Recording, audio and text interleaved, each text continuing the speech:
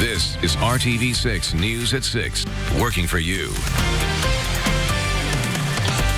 RTV6 is keeping you informed as we deal with the coronavirus outbreak and its impact on central Indiana. Thanks for joining us. I'm Nicole Griffin. We've just learned the number of confirmed deaths in Indiana has risen to 4. The state health department says the victim was a Delaware County woman over the age of 60.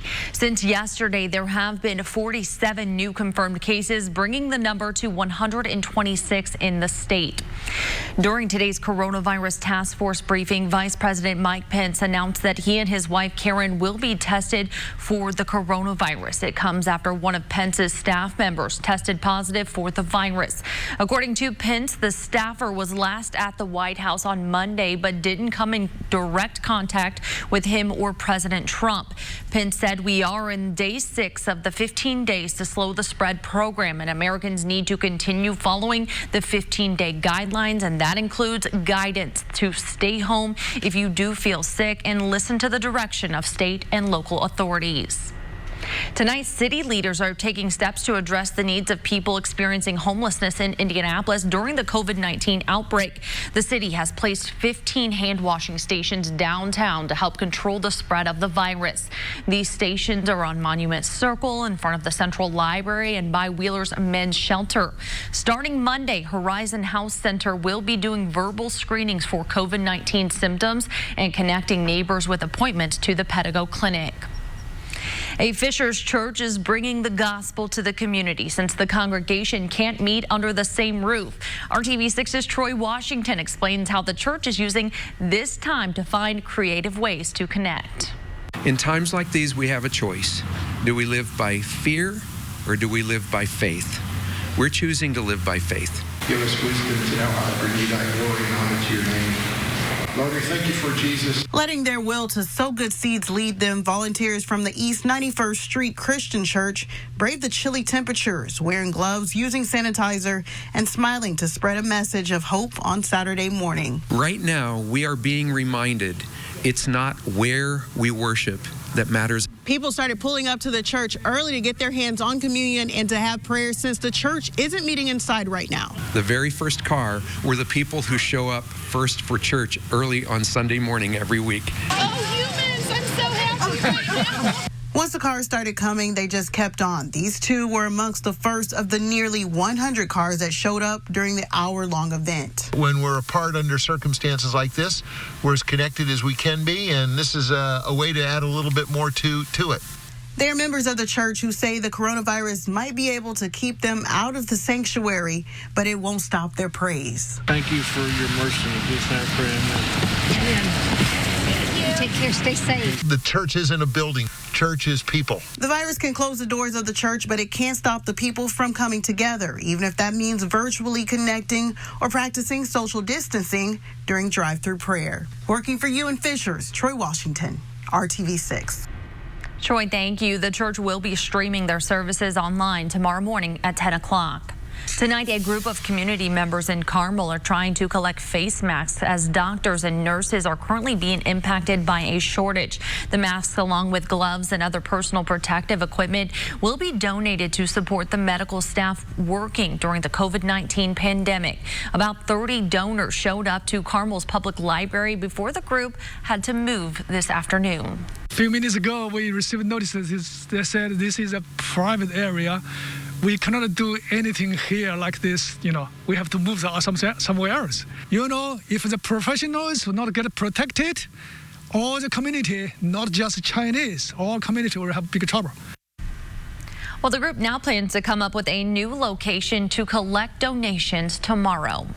In an effort to feed local families during the coronavirus pandemic, Bubba's 33 in Greenwood gave out free meals this afternoon. The first 33 cars in line got 33 free meals. The giveaway started right at 3:33 p.m.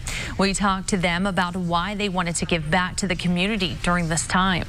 We just want to have some fun, give back to our community that's given so much to us. And we know one day when everything goes back to normal, they're going to come back, they're going to participate, and they're going to show their love to our team when they're ready to come back to work. Well, the dining room is temporarily closed right now, but the restaurant is still open to serve the community with curbside to-go orders. The Humane Society for Hamilton County is closing to the public and discontinuing adoptions due to the COVID-19 pandemic. However, the organization will continue accepting lost, stray, and unwanted animals daily from 8 a.m. to 11 a.m. and 3 p.m. to 5 p.m. But leaders say you should always call ahead. And tonight, families in Fishers are trying to uplift one another with sidewalk chalk. The Fishers Police Department came up with this idea to do something fun this weekend. They are encouraging families to grab some chalk, grab the kids, and get outside to chalk your walk. They want people to write uplifting messages and get creative. Eddie Robinson, whose daughters Ava and Ella decorated their driveway, had this to say about what they hope this family learns from the coronavirus epidemic. Unfortunately, they will remember it. I hope they remember that, as a community, we came together and survived a hardship that hopefully makes us stronger. And, it's something that down the road, they'll have some skills that will help them survive their next hardships that they'll deal with in their lives. Well, once you decorate your driveway, Fishers Police want you to post a picture to the post dedicated to Chalk Walk on their Facebook page. Then take a walk around your neighborhood to check out your neighbors' uplifting messages. And during this time, we are working to put the focus on Hoosiers working together, stories that show the positive things that are happening right now in our communities. In Zionsville, the owners of Bites Coffee and Dessert Bar are giving first responders and medical personnel free coffee, breakfast, and treats through the end of April. It's their way of supporting those who are keeping the community going. As long as the store is allowed to do carryout and delivery, they will give any active police officer, firefighter, nurse, or doctor free coffee and treats. It's the little bits, that can sometimes make things, a little bit better. So, grabbing a cup of coffee and a treat or whatever, it really brightens up, somebody's day. Everybody can't be out right now and shouldn't be out right now, but the people that have to be out, to grab a little something and feel appreciated, it makes us feel good. Is Kaylee there? Wave, Kaylee? Yeah. Well, the owners say friends of theirs wanted to support their business, so they bought gift cards and donated those back to the store so that first responders could be taken care of. The owners are now encouraging anyone who wants to support the business to do the same so they can keep doing this for as long as the cards last. And with so much information out there, we want to help you and your family navigate the coronavirus. Everything you need to know is now in one place, including all the event cancellations, postponements, and school closings. Just go to theindychannel.com.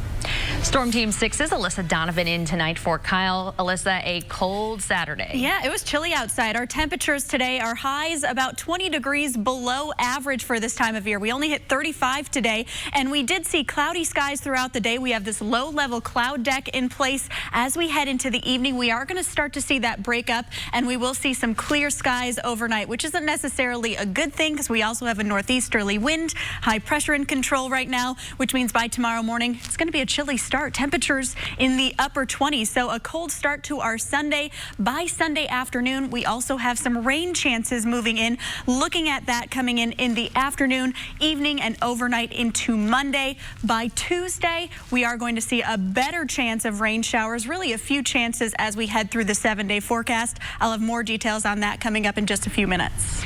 Alyssa, thank you. Several states now telling all workers to stay home. Coming up, a national snapshot as federal lawmakers work to bring financial relief to you and your neighbors.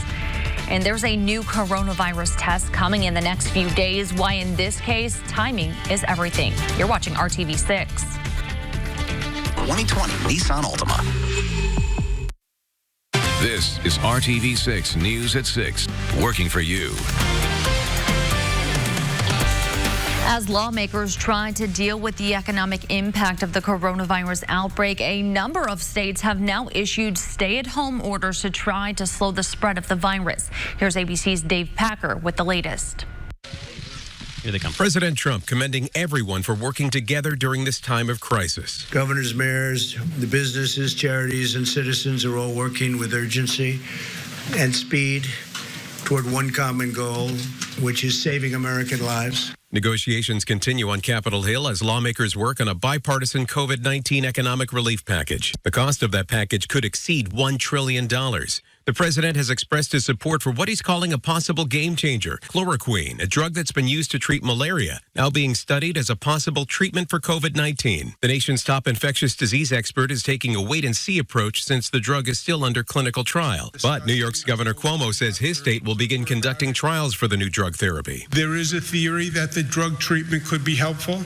We have people who are in serious condition. In a situation where a person is in dire circumstance, try what you can. A major disaster declared in New York, where the number of confirmed cases of novel coronavirus has topped 10,000, with a majority of those in New York City. We are now the epicenter of this crisis. On Saturday, New Jersey joining a growing number of states ordering all non-essential workers to stay home. We can no longer maintain a sense of business as usual during this emergency. In Florida, where pictures of spring breakers packing beaches sparked outrage, the state now implementing an emergency order closing all hotels and resorts beginning Sunday.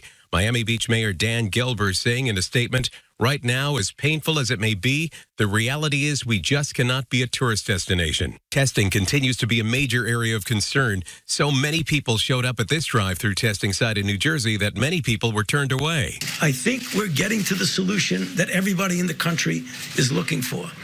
But I want to emphasize is that not every single person in the United States needs to get tested.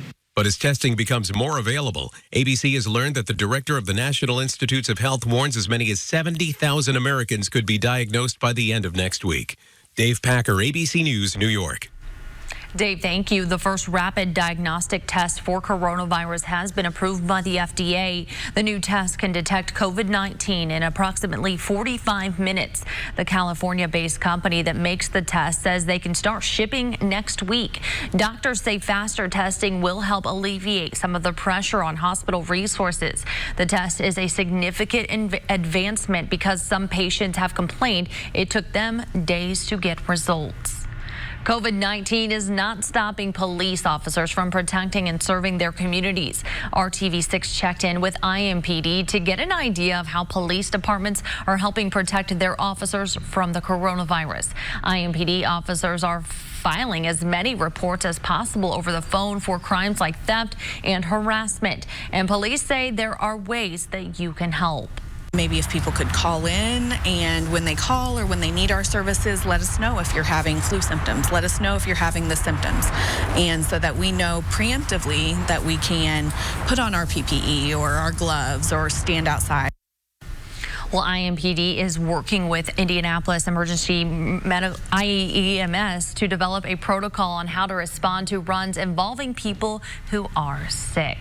Let's get another check of your Storm Team 6 forecast now with Alyssa Donovan. And this is a great picture. Actually, Kevin Gregory sent this to me a little while ago. It's Hummel Park in Plainfield. He was out and about today. Don't forget, you can go outside still. It was a bit of a gloomy day, but we have some nicer, warmer weather in the 7-day forecast. Today, we are going to see those temperatures dropping off overnight. It was a chilly day, and it's going to be a chilly overnight as we see some clear skies and cooler temperatures. And then we do have several chances of showers as we head through the 7-day forecast. Our first chance is going to happen tomorrow afternoon and evening into Monday morning. The good news is we do have a warming trend as we head through next work week. Right now, temperatures still in the 30s across the area. Our highs today really where they are, 35 degrees in Indianapolis, 33 in Kokomo, 39 in Bloomington. Those winds have started to shift and become more northeasterly, which means that's helping usher in some cooler and drier air. So we have a little bit of cloud coverage. We've had this low-level cloud deck